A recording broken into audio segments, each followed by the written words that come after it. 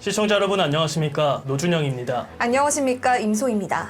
국내 최대 규모 재건축 단지로 정부가 전폭적으로 지원했던 서울 강동구 둔촌주공 재건축 일반 분양에 대한 정당 계약에서 대규모 미달이 발생했습니다.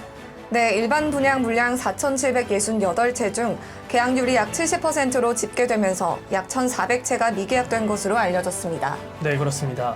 특히 3, 4인 가구가 거주하기 힘든 소형 아파트 계약률이 낮은 것으로 알려졌는데요.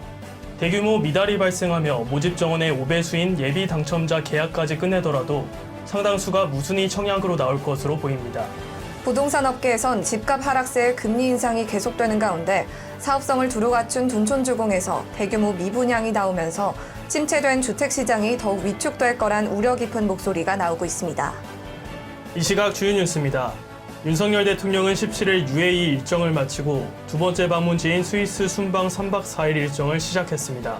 윤 대통령은 18일부터 이틀간 다보스 포럼으로 불리는 세계 경제 포럼 연차 총회에 참석할 예정입니다. 나경원 전 의원이 17일 페이스북을 통해 해임이 대통령 본의가 아니라 생각한다고 밝힌 것에 대해 김대기 대통령 비서실장은 해임은 대통령의 정확한 진상 파악에 따른 결정이라며 나 전 의원의 설명을 반박했습니다. 출범 수년 만에 몸집이 비대해진 카카오 노동조합이 공동체 전반의 문제점을 지적하며 사측의 개선을 촉구했습니다. 특히 노조는 경영진이 책임감 없는 태도를 보이고 일관성 없이 의사결정을 내리고 있다고 지적했습니다.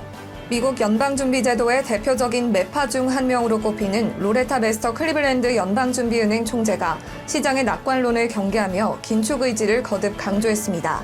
로레타 총재는 미국 기준금리를 올해 5% 이상으로 올리고 이를 연중 유지시킬 필요가 있다고 말했습니다. 이태원 참사 국정조사위원회가 17일 52일 동안의 활동을 마무리했지만 끝까지 여야 합의는 이뤄지지 못했습니다. 민주당 등 야3당은 국정조사 보고서를 단독 채택했고 이상민 행안부 장관 등 8명을 고발하기로 했습니다. 정부가 설 연휴 이후인 30일 0시에 실내 마스크 착용 의무를 해제하는 방안을 유력하게 검토하고 있습니다. 질병관리청은 오는 20일 코로나19 중앙재난안전대책본부 회의를 열고 실내 마스크 의무 해제 시점을 최종 결정할 계획입니다. 오는 22일부터 우회전 신호등이 도입돼 녹색 화살표 신호에만 우회전할 수 있습니다. 아울러 우회전 신호등이 설치되지 않은 곳에선 전방 차량 신호등이 적색일 때 반드시 일시 정지한 뒤 우회전해야 합니다.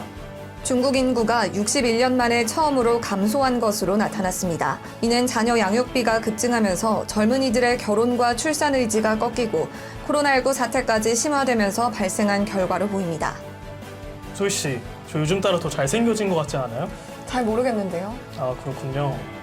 인간관계를 아름답게 만드는 것은 어떤 제안이나 처방이 아니라 공감이 제일 먼저입니다. 항상 곁에 있어서 몰랐던, 당연하게만 여겼던 옆 사람에게 사랑과 관심을 조금만 더 표현하다 보면 누구나 공감이 행복의 선행 조건임을 피부로 느낄 수 있으실 겁니다. 네, 듣고 보니까 준영 씨 요즘 잘생겨진 것 같아요. 고마워요, 소희 씨. 이 시각 주요 뉴스였습니다. 구독과 좋아요를 눌러주시면 더 좋은 뉴스로 보답하겠습니다. 지금까지 임소희, 노준영이었습니다.